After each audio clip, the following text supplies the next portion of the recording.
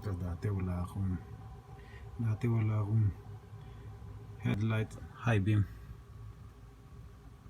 So ngayon pinalitan ko yung i-change the light switch, turn and light switch.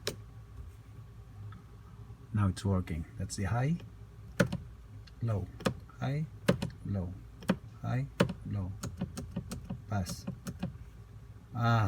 Switch lang pala. Ano ba yan? Thanks God.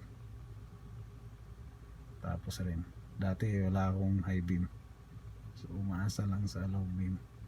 The culprit, the switch. Buti may nakahoy dyan sa tabi-tabi. Okay, yun lang.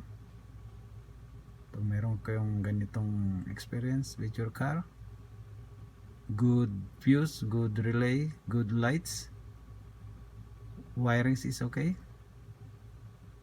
try nyo yung switch. This is the Honda Pilot 2004. Switch control on the lights and turn problem issue. That's it. Thank you.